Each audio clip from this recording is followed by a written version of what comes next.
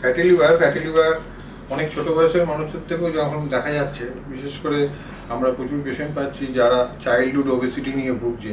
মানে ছোটোবেলায় মানুষের লাইফস্টাইল, খাবারের ধরন, জীবনযাত্রার ধরন এখন বাচ্চাদের বয়স থেকেই অনেক চেঞ্জ হয়ে গেছে। এখনকার দিনে বাইরের বিভিন্ন জাঙ্ক ফুড খাওয়া, বিভিন্ন স্পাইসি ডায়েট খাওয়া, ঠিক মতন ফিজিক্যাল এক্সারসাইজ করছে না, এই লাইফস্টাইলে যে চেঞ্জেসগুলো আসছে এতে প্রচুর পরিমাণে ফ্যাটি লিভারের ইনসিডেন্স আসছে আমাদের কাছে। তো আমাদের কাছে অ্যাওয়ারনেসের অনেক অভাব রয়েছে মানুষের মধ্যে, সেই জিনিসটা আমাদের খেয়াল রাখতে হবে। সেই জন্য এই রোগটা সম্বন্ধে এখন আমরা খুব বেশি কনসার্ন, কারণ এটা একটা লিভারের বড় একটা রোগের শুরু বলা যেতে পারে। তো আমরা যদি চিন্তা করি এটা থেকে কি কি সমস্যা হতে পারে, দু রকম কারণে হতে পারে। একটা হচ্ছে আমাদের ফুড ইনডিউসড লাইফস্টাইল অল্টারেশন, আমাদের ল্যাক অফ এক্সারসাইজ, এইসব কারণের জন্য লিভার আস্তে আস্তে যে খাবারটা আমরা খাচ্ছি সেই খাবারের পরিমাণটা তত পরিমাণ আমরা বার্ন করছি না। মানে আমরা 10 ভাগ যদি খেলাম তার মধ্যে 3 ভাগ হয়তো বার্ন করলাম, তো 7 ভাগ আমাদের শরীরে জমে গেল। তো কীভাবে জমলো? আমি খুব লিন অ্যান্ড থিন হতে পারি, আমি হয়তো মোটাও নই, কিন্তু লিন অ্যান্ড থিন পেশেন্টেরও প্রচুর ফ্যাটি লিভার কেস আসছে। তার মানে তাদের ল্যাক অফ এক্সারসাইজ নেই, তাদের যে পরিমাণ তারা ফ্যাট খাচ্ছে সেই পরিমাণ বার্ন হচ্ছে না। এই জিনিসটা আমাদের খুব ইম্পর্ট্যান্ট। এই অ্যাডিশনাল ফ্যাটটা আমাদের লিভারে জমতে থাকছে। লিভার একটা টাইমের পর ফ্যাট অ্যাকুমুলেশন হতে হতে হতে হতে লিভারে একটা হিউজ ফ্যাটি লিভার ডেভেলপ করবে।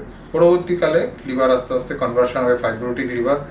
তারপরেও যদি পেশেন্টরা কনসাস না হয় বা পেশেন্টরা যদি ডিটেক্টেড না হয়, তখন এটা সিরোটিক লিভারে কনভার্সন হবে। আমাদের কাছে অনেক পেশেন্টই আসে সেগুলো সিরোসিস অফ লিভার বা ফাইব্রোটিক লিভার নিয়েই আসে। যখন অন্য কিছু কমপ্লিকেশন শুরু হচ্ছে তখন পেশেন্ট এসে আমাদের কাছে এসে পৌঁছচ্ছে। তাহলে আমাদের কি করতে হবে? এটা তো গেলে একটা পার্ট। আরেকটা সঙ্গে সঙ্গে আমাদের লাইফস্টাইল মডিফিকেশান খুব ইম্পর্টেন্ট। আমরা প্রচুর পরিমাণে এখন অ্যাডিকশানের হিস্ট্রি বেড়ে গেছে। পেশেন্ট অ্যালকোহল নিচ্ছে বা অনেক সময় আরও বেশি জাঙ্ক ফুড নিচ্ছে, তো তার এছাড়া বিভিন্ন ড্রাগস নিচ্ছে, বিভিন্ন রকম আরও কিছু অ্যাফ্রোডিয়াসিক বিভিন্ন মেডিকেশনের মধ্যে থাকে patient. This all are causing the fatty liver disease. তো এই যে ফ্যাটি লিভার ডিজিজগুলো যদি চাইল্ডহুড থেকে আমরা অ্যাওয়ার পেশেন্টদের না করতে পারি, পরবর্তীকালে এই ওভার ফ্যাটি লিভার অ্যাকুমুলেশন পরবর্তীকালে লিভার ডিজিজ ডেভেলপ করবে এবং patient become diabetic, patient become hypertensive, মানে প্রেশারের সমস্যা হবে, ডায়াবেটিস ডেভেলপ করবে পেশেন্টের। এইগুলো আস্তে আস্তে তখন এই এক্সেস ফ্যাটগুলো তখন করোনারি আর্টারি ডিপোজিটস হবে, সেরিব্রাল আর্টারি ডিপোজিটস হবে, সেক্ষেত্রে একটা স্ট্রোকের ইনসিডেন্স অনেক বেশি বাড়বে। যেসব কারণে আমরা খুব আর্লি এজে স্ট্রোকের ইনসিডেন্স প্রচুর পাচ্ছি পেশেন্টের। ফলে দেখা যাচ্ছে অল্প বয়সের পেশেন্টের স্ট্রোক হচ্ছে, বা বিভিন্ন রকম যারা অ্যালকোহলিজমের হিস্ট্রিতে তারা বিভিন্ন রকম কোলেস্ট্রল ডিসঅর্ডার বা ট্রাইগ্লিসাইড ডিসঅর্ডারে ভুগছে। তো এইগুলো হচ্ছে সমস্ত রোগের শুরুটা হচ্ছে আমাদের এই ব্যাকআপ ডিজিজ। এই ব্যাকআপ ডিজিজগুলোর উপর আমাদের খুব বেশি কনসার্ন হতে হবে, তা নাহলে আমরা আগামী দিনে সুস্থ থাকতে পারবো না। তো এখানে ফ্যাটি লিভারের মেন প্রাইম কজ হচ্ছে আমাদের পরবর্তীকালে যে রোগগুলো আমাদের সৃষ্টি হতে পারে, যেমন টাইপ 2 ডায়াবেটিস হতে পারে, আমাদের কোলেস্ট্রল বাড়তে পারে, ট্রাইগ্লিসাইড যেগুলো বললাম, আমাদের প্রচুর ওবেসিটি হতে পারে, আমরা অনেক বেশি ওভারওয়েট হতে পারি, বিএমআই আমাদের বাড়তে পারে, এছাড়া আমি হাইপারটেনসিভ হয়ে যেতে পারি। এই কটা ডিজিজ, এই কটা রোগ কিন্তু আমাদের শুরু কিন্তু মেন হচ্ছে ন্যাশ বা ফ্যাটি লিভার। ন্যাশটা এখানে একটা ব্যাপার আছে। ন্যাশ হচ্ছে আমরা ফ্যাটি লিভার নর্মালি বিভিন্ন টার্মিনোলজিতে বলি একটা ন্যাশ, নন অ্যালকোহলিক স্টিওটো হেপাটাইটিস। তার মানে পেশেন্ট অ্যালকোহলিজমের পেশেন্ট নয়, পেশেন্ট অ্যালকোহল নেয় না, কিন্তু তাও ফ্যাটি লিভারে তার ভুগছে। তার মানে হচ্ছে নন অ্যালকোহলিক, মানে আমি অ্যাডিকশান নিই না, কিন্তু আমার লাইফস্টাইল ঠিক নেই, আমার খাদ্যদ্রব্য ঠিক নেই, সে কারণের জন্যই আমি আস্তে আস্তে ফ্যাটি লিভারে যাচ্ছি। এই ন্যাশ খুব তাড়াতাড়ি প্রোগ্রেশন হবে ফাইব্রোটিক লিভার বা সিরোটিক লিভারে। তো এইটা আমাদের খেয়াল রাখতে হবে। আমার যদি অ্যালকোহল কনজামশনের হিস্ট্রি থাকে তাহলে আমি অ্যালকোহল কনজামশন রেস্ট্রিক্ট করবো, আমার লাইফস্টাইল মডিফিকেশান ঠিকঠাক রাখবো, আমি ফিজিক্যাল এক্সারসাইজের উপর জোর দেবো, ম্যাসিভ এক্সারসাইজ করবো, সো দ্যাট আমি যে অ্যাডিশনাল ক্যালোরি যেটা নিচ্ছি সেটা বার্ন আউট হবে। এটা খুব ইম্পর্টেন্ট পয়েন্ট। এই যে আমরা ন্যাশ বা ফ্যাটি লিভারে আমরা ভুগছি, এটা কিন্তু কোনো সিমটম দেবে না, এটা মাথায় রাখতে হবে। আমরা আগে থেকে কোনো কিছুই বুঝতে পারবো না যে আমার কি হয়েছে না হয়েছে।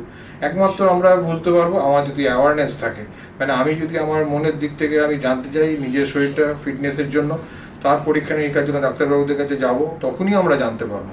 নইলে আমাদের ক্ষেত্রে কোনো পেশেন্টকে কোনো সিমটম দেবে না, আর্লি সিমটম কিছুই দেবে না, যে পেটে ব্যথা হবে বা আমাদের কোনো ক্ষুধামন্দ হয়ে যাবে, যে খিদে নেই, এসব কোনো সিমটম, বা জ্বর জ্বালা জন্ডিস, এগুলোর কোনো একদমই কোনো সিমটম দেবেন, without symptom patient gradually underneath patient আস্তে আস্তে ভুগতে থাকবে। তো সেই জন্য আমাদের ফার্স্ট ইনভেস্টিগেশন, আমাদের কাছে যখন পেশেন্টরা আসে, তো screening is the priority process. Screening মানে আমরা স্ক্রিন করে দেখবো এই পেশেন্টটার কী কী হতে পারে। তার জন্য বেসিক কিছু ব্লাড টেস্ট আছে, যেরকম আমরা কমপ্লিট হিমোগ্রাম করবো, সুগার ইউরিয়া ক্রিয়েটিন দেখবো, আমরা লিভার ফাংশন টেস্ট করবো, লিপিড প্রোফাইল করবো, আমরা ইউরিক অ্যাসিড, ক্যালসিয়াম এগুলো দেখবো। এছাড়া যেটা মেজর ইনভেস্টিগেশন এই মুহূর্তে আল্ট্রাসাউন্ড তো আমরা করি, আল্ট্রাসাউন্ড হোল অফ ডেমেন করে দেখে নিলাম লিভারে কত সাইজ অফ লিভার। কিন্তু মেইন যেটা দরকার ফাইব্রো স্ক্যান, যেটা আমি অলরেডি সকলকে অ্যাওয়ার করার চেষ্টা করি। লিভারের ইন্টারনাল কতটা ফ্যাট জমে আছে, বা ইন্টারনালি লিভার কতটা আনহেলদি, ইন্টারনালি কতটা স্টিফনেস ডেভেলপ করছে, this is the main priority. এটা একমাত্র ইনভেস্টিগেশন যেটা বলতে পারে, সেটা হচ্ছে ফাইব্রো স্ক্যান বা ফাইব্রো টাচ বা লিভার ইলাস্টোগ্রাফি, যেটার গুরুত্ব আজকে আমাদের সমস্ত চিকিৎসক মহলে অনেক বেড়ে গেছে। এবং এই রকম মেশিনের পরিষেবা আমাদের কাছে আছে, আমার কাছেই আছে। আমি সমস্ত পেশেন্টকে সেই মেশিন দিয়ে চেক করে পেশেন্টকে বলে দিতে পারবো এই পেশেন্ট পরবর্তীকালে কতদিন পর পেশেন্ট খারাপের দিকে যেতে পারে, বা এই মুহূর্তে পেশেন্টের কী কী প্রিকশনারি মেজার নেওয়া উচিত, সেগুলো সব গাইডলাইন দেওয়া যাবে।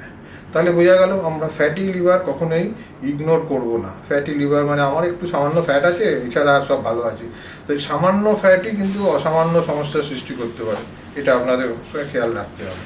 তো grade 1, grade 2, grade 3 fibrotic, cirrhotic, this is the progression of liver disease. এছাড়া লিভারের আরেকটা সমস্যার জন্য আমি একটু এখানে হাইলাইট করে দিই, লিভারে আমাদের হেপাটাইটিস বলে একরকম রোগ হয়, যেটা তাতেই আমাদের জন্ডিস ডেভেলপ করতে পারে। সেটা ফ্যাটি লিভার থেকে একটু আলাদা। তো সেইগুলো আমাদের মাথায় রাখতে হবে। লিভারকে সুস্থ রাখতে গেলে আমার হিডেন কোনো ইনফেকশন আছে কিনা, যে কারণেই আমি লিভারে আমার রোগ সৃষ্টি হতে পারে, যেরকম hepatitis A virus, E virus, B virus, C virus, এরকম 5-6টা ভাইরাস আছে, যেগুলো আমাদের প্রতিনিয়ত আমাদের সঙ্গে আমরা লড়াই করছি। কিছু ভাইরাস জলের মাধ্যমে আসে, খাদ্যদ্রব্যের মাধ্যমে আসবে, কিছু ভাইরাস আবার রক্ত এবং রক্তজাত পদার্থ থেকে আসবে। তো আমাদের মাথায় রাখতে হবে এই জাতীয় ভাইরাসগুলোতে যেমন আমরা আক্রান্ত না হবে। যেরকম কোভিড এসেছিল, কোভিড এন্ডেমিক হয়েছে, আবার কোভিড চলেও গেছে, কিন্তু ভেতরে ভেতরে ইনফেকশন সবসময় আমাদের সিস্টেমে থাকবে। তো আমাদের সেই জন্য এ আর ই ভাইরাস থেকে মুক্তি পেতে গেলে খেয়াল রাখতে হবে যে আমরা যদি যে জলটা খাবো, যে খাদ্যদ্রব্যটা খাবো, সেটা যেন পরিশ্রুত হয়। আর যদি বি আর সি ভাইরাস, যেটা আরও মারাত্মক ভাইরাস, যেটা আমাদের শরীরে ঢুকলে আমাদের পক্ষে দীর্ঘমেয়াদী বেঁচে থাকা খুবই ডিফিকাল্ট, এবং লিভার খুব তাড়াতাড়ি সিরোটিকে কনভার্সন হবে, বা আরও অনেক লিভার তাড়াতাড়ি খারাপের দিকে যেতে পারে, সেটা হচ্ছে বি আর সি ভাইরাস। সেই ভাইরাস থেকে মুক্তি পেতে গেলে আমাকে পার্সোনাল কন্ট্যাক্টসের উপর নজর দিতে হবে, সেক্সুয়াল ইন্টারকোর্স, পার্সোনালাইজ লাইফ, এগুলোর উপর নজর দিতে হবে। কোনো রক্তজাত পদার্থ, যেরকম কোনো শেয়ারিং মেটেরিয়াল রেজর থেকে আসতে পারে, আমাদের কোনো রকম নিডল যদি শেয়ারিং হয় তার থেকে আসতে পারে, এইরকম কিছু জিনিস যেগুলো থেকে আমাদের ইনফেকশন ট্রান্সমিট হতে পারে। তো এইগুলো আমাদের মাথায় রাখতে হবে লিভার সুস্থতার জন্য। লিভার হচ্ছে আমাদের একটা প্রাইম অর্গান, যেখানে আমাদের মেটাবলিক ফাংশন শরীরে, সে প্রোটিন মেটাবলিজম হোক, কার্বোহাইড্রেট মেটাবলিজম হোক, ফ্যাট মেটাবলিজম হোক, 3টে মেটাবলিজম যে মেন পার্ট, সেটা আমাদের লিভারেই হচ্ছে। অতএব লিভারকে সুস্থ রাখলে আমার ইউরিয়া সাইকেলও ইমপ্রুভ করবে, আমাদের ইউরিক অ্যাসিড ডেভেলপমেন্ট শরীরে, বা আমাদের ইউরিয়া ক্রিয়েটিনিন, যেটা and product of our digestion, যেটা আমাদের কিডনি দিয়ে ইউরিনটা যখন পরিশ্রুত হয় তার ব্লাডের ডাইজেশন প্রসেসের যে এন্ড পার্ট, সেটা হচ্ছে ইউরিয়া ক্রিয়েটিন, সেটাও আমাদের লিভারেই তৈরি হয়। লিভারে আমাদের ভালো রাখতে গেলে এই জিনিসগুলো করতে হবে। কী করবো আমরা লিভার ভালো রাখতে গেলে? কিছুই না, fresh vegetable, fresh fruits, healthy lifestyle, physical exercise, এই সবগুলোই হচ্ছে primary part of the liver. Glucose, যারা ডায়াবেটিক নয় তারা গ্লুকোজ খেতে পারে, যে কোনো একটা হেলথ ড্রিঙ্ক খেতে পারে, সাপ্লিমেন্ট, সেই সব খেলে আমাদের লিভার অনেক হেলদি হবে। ফিজিক্যাল এক্সারসাইজের উপর জোর দিতে হবে। আমি অ্যাডিকশানের উপর অ্যাভয়েড করতে হবে, অ্যালকোহল অ্যাডিকশান, স্মোকিং অ্যাডিকশান, এইগুলো আমাকে অ্যাভয়েড করতে হবে। এগুলো যদি আমরা করতে পারি, আমাদের নতুন জীবনের শুরু, নতুন জীবনের আমরা এগোতে পারবো সামনের দিকে, নতুন দিগন্ত, যেটা আমরা এগুলো সেলিব্রেট করছি। আয়ুষ্মান লিভার, এগুলো আমরা অলরেডি সেলিব্রেট করেছি, আগামী দিনও সেলিব্রেট করি। World hepatitis day, world liver day, এগুলো আমরা প্রত্যেকটাই সেলিব্রেট করি। কেন? মানুষের অ্যাওয়ারনেস জানাবার জন্য। কারণ আপনার লিভার ভালো, তা আপনার আগামী দিনের জীবনে ভালো থাকবে, আপনি দীর্ঘদিন সুস্থভাবে বাঁচতে পারবেন।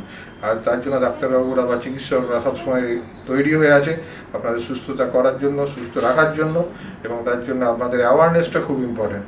আপনি নিজে ডিসিশন নেবেন আমি কী করতে চাই বা কীভাবে ভালো থাকতে চাই, আর বাকিটা ডাক্তারবাবুরা নিশ্চয়ই করবে। ধন্যবাদ, থ্যাংক ইউ সো মাচ।